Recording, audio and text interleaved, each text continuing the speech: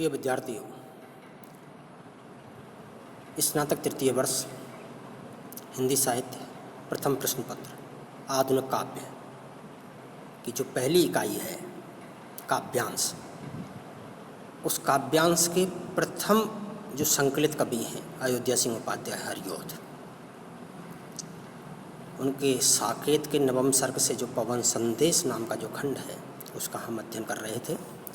कल हमने 33, 34, 35 और 36 अंक वाले छंद पढ़े। ये आपकी समझ में आए होंगे ऐसी मुझे आशा है। उससे आगे का हम आज अध्ययन करते हैं और अध्ययन से पूर्व मैं आपको उससे पहले वाले 35वें छंद का प्रसंग बता देता हूँ कि क्या प्रसंग चल रहा था। प्रसंग ये चल रहा था कि राधा पवन को अपने प्रियतम श्री कृष्ण का पता बताती है कि वो कहाँ रहते हैं, और ये कहती है कि राधा यमुना नदी के किनारे पर गहरे घने रमणीय बाग बगीचे होंगे, वहाँ ऊंचे ऊंचे और कतारबद्ध सफ़ेद संगमरमर के महल होंगे। जहाँ ये दृश्य तुझे दिखाई दे जाए तो वहीं तू समझ जाना कि उस प्यारे नगर का नाम, उस सुंदर नगर का नाम ही मथुरा है और उसी मथुरा में मेरे प्रियतम रहते हैं। ये जो है इस प्रसंग से आगे जो 36वां छंद है वो पढ़ें। आप स्क्रीन पर देखें 36वां छंद कि राधा कृष्ण से और राधा पवन से और क्या कहती है।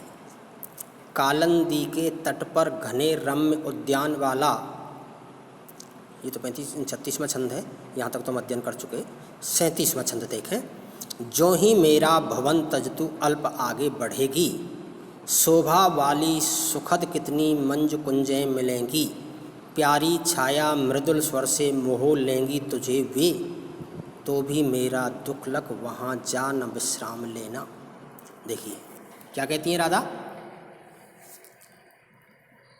राधा पवन से कहती हैं कि हे पवन, जैसे ही तू मेरे घर से, ज्यों ही मेरा भवन तज, तू जैसे ही मेरे भवन को त्यागेगी, छोड़ेगी, मेरे घर से आगे निकलेगी, तू अल्प आगे बढ़ेगी, बस थोड़ा सा ही आगे बढ़ना है। थोड़ी दूर ही जब तू मेरे घर से आगे निकलेगी, आगे बढ़ेगी, आगे जाएगी, तो तुझे क्या दिखाई देगा। शोभा वाली सुखद कितनी मंज कुंजें मिलेंगी, मेरे घर से थोड़ा आगे जाते ही अत्यंत शोभायमान, शोभा वाली, शोभायमान, शोभा देने वाली, सुंदर, सुखद, सुख देने वाली, कितनी अनेकों, मंजू सुंदर, कुंजें बगीचे मिलेंगे। तुझे बहुत अनेक प्रकार के सुंदर सुंदर बाग बगीचे मिलेंगे मेरे घर से थोड़ा आगे निकलते ही। राधा कहती है, हिदायत देती है, समझाती है कि वो सुंदर सुखद जो बाग बगीचे हैं ना, प्यारी छाया, उनकी छाया भी बड़ी प्यारी है, शीतलता देने वाली है, आनंद देने वाली है, मृदुल स्वर से। और उस बाग बगीचों में क्या होगा, मृदुल स्वर। यहाँ मृदुल स्वर का मतलब है मधुर आवाज, किसकी, पक्षियों की, अर्थात पक्षियों का कलरव। छाया तो प्यारी होगी ही, लेकिन वहाँ पक्षियों का मधुर कलरव भी सुनाई देगा। और ये सारे के सारे उस बाग बगीचों की सुंदरता, छाया की शीतलता, पक्षियों का मधुर स्वर, ये सब के सब क्या करेंगे पवन, मोह लेंगी तुझे वे, वो सब तुझे अपनी ओर आकर्षित करेंगे, मोहित करेंगे, तुझे मोह लेंगे। लेकिन कहीं ऐसा नहीं हो कि तू उस शीतलता के कारण, उस सुंदरता के कारण वहीं रमण करने लग जाए और मेरा दुख भूल जाए। ऐसा मत करना। हिदायत देती है, देखिए आगे वाली पंक्ति देखें। तो भी मेरा दुख लखो, लख कहते हैं देखना, फिर भी मेरे दुख को देखना, मेरे दुख का ध्यान रखना, मेरी पीड़ा का ध्यान रखना, कहीं मेरी पीड़ा को मत भूल जाना उस चकाचौंध में। तो भी मेरा दुख लख वहाँ जा, तू सीधी मथुरा जाना, न विश्राम लेना, कहीं शीतलता और सुंदरता को देख करके विश्राम करने मत लग जाना। वो सारी चीज़ें तुझे मोहित करने का प्रयास करेंगी, लेकिन तुझे मेरा दुख देखना है, तुझे मेरा दुख याद रखना है, और इसलिए वहाँ विश्राम मत करना, सीधी जा कर के मथुरा चली जाना। ये 37वां छंद था। इससे आगे वाले आप देखें, मतलब कहीं कोर कसर नहीं रह जाए। राधा पूरा अता पता बताती है कि वायु कहीं रास्ते में भटक नहीं जाए, हिदायत भी देती है। आप 38वां छंद देखें। थोड़ा आगे सरस रव का धाम तत्पुष्प वाला, थोड़ा आगे और थोड़ा सा आगे बढ़ेगी। थोड़ा आगे सरस रव का धाम तत्पुष्प वाला, अच्छे अच्छे बहुद्रम लतावान सौंदर्यशाली, प्यारा विंदा विपिन मन को मुग्धकारी मिलेगा, आना जाना इस विपिन में मुही मना न होना। क्या कहती है राधा, देखें थोड़ा आगे और थोड़ा सा आगे बढ़ेगी तो सरस रव का, सरस रस युक्त, रस के सहित आनंद देने वाला, आनंद से युक्त, रव यानी वही कलरव, आवाज़, स्वर, धाम तत्पुष्प वाला, अनेक तरह के तत्पुष्प वाला, अनेक तरह के फूलों वाला। तुझे धाम यानी स्थान, निवास, जगह, वहाँ पर तुझे एक जगह मिलेगी, वहाँ अनेक प्रकार के पुष्पों से वो शोभित होगी और आनंद देने वाली होगी, और सरस रव, बड़ा आनंद देने वाला स्वर तुझे वहाँ सुनाई देगा। और क्या दिखाई देगा, अच्छे अच्छे बहुद्रम लतावान सौंदर्यशाली, बहु यानी बहुत, द्रुम यानी पत्ते, लता यानी बेल, सौंदर्यशाली यानी सौंदर्य से युक्त, तुझे अनेकों प्रकार के अच्छे अच्छे सुंदर सुंदर पेड़ पौधे लताएं, ये सब वहाँ मिलेंगी जिनका सौंदर्य देखने लायक होगा। उस सौंदर्यशाली लता पताओं और पेड़ों को देख करके तू समझ जाना कि मैं सही जगह पहुँच रही हूँ। और क्या कहती हैं देखिए, और क्या देखेगी पवन, राधा कहती है पवन और तुझे क्या मिलेगा रास्ते में, प्यारा विंदा विपिन मन को मुग्धकारी मिलेगा।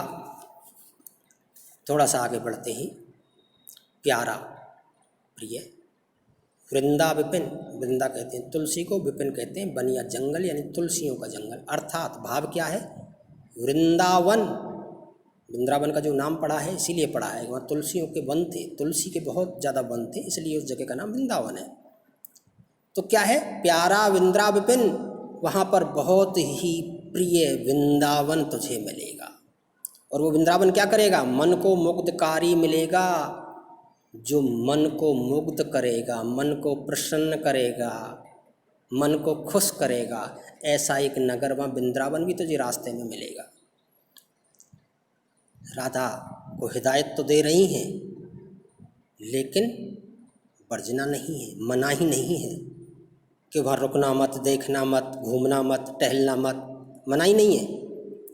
क्या कहती हैं राधा, देखें अगले पंक्ति में, आना जाना इस विपिन में, कि हे पवन मैं तुझे वहाँ जाने से रोक नहीं रही, मना नहीं कर रही, उस वृंदावन में तू आना जाना, वहाँ पर घूमना फिरना, लेकिन एक बात ध्यान रखनी है, मुही मना न होना, मुही मना यानी मोहित, मुग्ध, मोहित मत हो जाना, ललचा मत जाना सौंदर्य को देख करके, इतना तुझे ध्यान रखना है। और इससे आगे वाला 39वां छंद देखें। 39वां छंद है, जाते जाते अगर पथ में, जाते जाते अगर पथ में क्लांत कोई दिखावे, तो जाके सन्निकट उसकी क्लांतियों को मिटाना, धीरे धीरे परस करके गात उत्ताप खोना, सदगंधों से श्रीमत जन को हर्षितों सा बनाना। जाते जाते रास्ते में जब जाएगी तो जाते जाते अगर लेकिन पथ में रास्ते में क्लांत, दुखी, परेशान, हैरान, थका हुआ कोई दिखावे, कोई यदि दिखाई दे जाए, आप देखिए पहले भी ये प्रसंग आया है कि राधा परेशानी को जानती है, पीड़ा को जानती है, राधा खुद कष्ट भोग रही है, इसलिए वो दूसरे के कष्ट का भी ध्यान रखती है। इसलिए राधा कहती है कि जाते जाते रास्ते में अगर कोई तुझे थका हुआ, परेशान, पीड़ित कोई राहगीर दिखाई दे जाए तो पवन उसकी अवहेलना मत करना, उसको अनदेखा मत करना। क्या करना? तो जाके सन्निकट, सन्निकट यानी पास, उसके पास जाना, और सिर्फ पास ही नहीं जाना है, पास जा कर के उसकी क्लांतियों को मिटाना। क्लांति, परेशानी, दुख, पीड़ा, ताप, उसके दुख को दूर करना, उसके ताप को शांत करना, उसके कष्ट को मिटाना। ये संदेश पवन को धीरे धीरे परस करके, और देखिए हिदायत देती है राधा पवन को, वहाँ पर धीरे से जाना, जैसे मेरे घर में घुसी थी चुपके से, ऐसे ही धीरे धीरे जाना, धीरे धीरे परस करके, और धीरे से परस करके उनको स्पर्श करना। धीरे से स्पर्श करके, गात कहते हैं शरीर को, तन, उत्ताप कहते हैं जो ताप है, जो दुख है, जो पीड़ा है, उसके शरीर की जो ताप, जो बढ़ा हुआ ताप है, जो पीड़ा है, उसको खोना, उसको दूर करना, यानी उनके तन के ताप को मिटाना है, उनके तन की पीड़ा को मिटाना है। देखिए यहाँ पर बहुत ही शालीनता से पवन को समझाया जा रहा है, क्योंकि आपने देखा होगा जब भी तेज पवन आती है, तेज हवा आती है, तो उससे हम थोड़े से विचलित होते हैं कि कितनी तेज़ हवा चल रही है। लेकिन जब धीरे धीरे हवा आती है और हम गर्मी में होते हैं तो वो धीरे धीरे हवा जब हमें स्पर्श करती है तो हमें बड़ी अच्छी लगती है, सुहाती है। तो ऐसे ही राधा कहती है कि धीरे धीरे परस करके, धीरे से उनके स्पर्श करना, और तब उनके शरीर के ताप को मिटाना, उनकी पीड़ा को दूर करना सदगंधों से। और रास्ते में फूल, बाग, बगीचे, वहाँ से निकलेगी सदगंधों, उनकी सुगंध तेरे साथ होंगी। उन सुगंधों से क्या करना है? श्रमित जन को, श्रमित कहते हैं थके हुए, जन कहते हैं व्यक्ति, लोग, थके हुए जो लोग हैं, परेशान जो लोग हैं, पीड़ित जो लोग हैं, उनको क्या करना है? हर्षितों सा बनाना। हर्षित जो प्रसन्न हैं, जो खुश हैं, जो सुखी हैं, उनको ऐसा बनाना। यहाँ पर देखें एक शब्द आया हर्षितों सा। ये जो सासी से शब्द हैं ये समानतावाचक शब्द हैं। जब जहाँ किसी चीज की समानता की जाती है, तुलना की जाती है, वहाँ पर हिंदी में एक अलंकार है जो आपने पढ़ा होगा, उससे हम उपमा अलंकार कहते हैं। तो सासी से जो शब्द हैं वो उपमावाचक शब्द हैं, इसलिए विशेष में जब आप लिखोगे तो लिखेंगे कि भाई इस पंक्ति में उपमा अलंकार है। सदगंधों से श्रमित जन को हर्षितों सा बनाना। तो ये क्या करना है? अपने साथ जो सुगंध है उससे थके हुए लोगों को सुखी बनाना है, थके हुए लोगों को आनंद देना है। ये आपका 39वां छंद। और अब देखें 40वां छंद। संलग्न हो सुखद जल के श्रांतहारी कणों से, लेके नाना कुसुम कुल का गंध आमोदकारी, निर्दूली हो गमन करना उदता भी ना होना, आते जाते पथिक जिससे पंथ में शांति पावे। पवन से क्या कहती है राधा? संलग्न हो सुखद जल के श्रांतहारी कणों से। हे पवन, सुख देने वाले जल के कणों से संलग्न होकर के, अर्थात शीतल होकर के, जो परेशान हैं, जो थके हुए हैं, उनके जो चेहरे पर जो पसीने के जो कण हैं, जो थकान है, उस थकान को तू जा कर के अपनी शीतलता से दूर करना। और क्या करना है? लेके नाना कुसुम कुल। देखिए सिर्फ एक आध फूल से नहीं, कुसुम कहते हैं फूल को, कुल कहते हैं वंश, पूरा खानदान। पुष्पों के कुल से नाना कहते हैं अनेक, अनेक प्रकार, अनेक प्रकार के फूलों के कुल से गंध लेकर के जाना। और वो गंध कैसी होगी? अनेक प्रकार के जब फूलों की गंध आती, कैसी? आमोदकारी, आमोद देने वाली, प्रसन्न करने वाली, सुख देने वाली, उस आमोदकारी गंध को लेकर के अपने साथ जाना। और हाँ, फिर हिदायत देती है, देखिए ध्यान रखना, निर्धूली हो गमन करना। जैसा कि अभी मैंने बताया आपको, तेज हवा चलती है तो तेज हवा के साथ में धूल भी उड़ती है, और जब धूल उड़ती है तो हम अपना मुंह ढकते हैं, अपनी आंख ढकते हैं, अपनी नाक बंद करते हैं और कहते हैं अरे धूल उड़ रही है, अच्छी नहीं लगती धूल भरी हवा। तो देखिए राधा क्या हिदायत देती है, निर्धूली हो, निर्धूली यानी धूल रहित होकर के, बिना धूल के गमन करना, धीरे से जाना, धूल साथ नहीं लेके जाना, बिना धूल के रहना, उद्यता भी ना होना और उतावली भी मत हो जाना। उतावली मतलब यदि तेज चलेगी हवा तो धूल उड़ेगी, इसलिए कह रहे हैं उद्दंड मत होना, उतावली मत होना, बिना धूल के ही गमन करना। और जब बिना उसके धीरे धीरे गमन करेगी, बिना धूल के गमन करेगी, तो आते जाते पथिक जिससे, फिर रास्ते में आते जाते जो पथिक यानी जो राहगीर हैं, जिससे पंथ में जो रास्ते में चल रहे हैं, पंथ यानी रास्ता में शांति पावें। आते जाते राहगीरों को, क्यों? तेज चलेगी तो धूल उड़ेगी, धूल उड़ेगी तो जो राहगीर आ जा रहे हैं उनको परेशानी होगी, उनको कष्ट होगा, उनको पीड़ा होगी। इस बात का तुझे विशेष ध्यान रखना है। आते जाते पथिक जिससे पंथ में शांति पावें, इसलिए बिना धूल के गमन करना है, उद्दंड होना नहीं है, जिससे रास्ते में चलने वाले राहगीरों को शांति मिले, तुझे ऐसा काम करना है। तो ये 40वें छंद तक हमने अध्ययन किया, आपकी समझ में आया होगा। यदि फिर भी कहीं किसी को कोई बात, कोई शब्दार्थ, कोई भावार्थ, कहीं किसी पंक्ति का, किसी छंद का समझ में नहीं आया हो तो वो अपना कमेंट्स डाल करके उसका समाधान पा सकते हैं। आज के लिए बस इतना ही, कल अगले वाले छंद से पढ़ेंगे। धन्यवाद।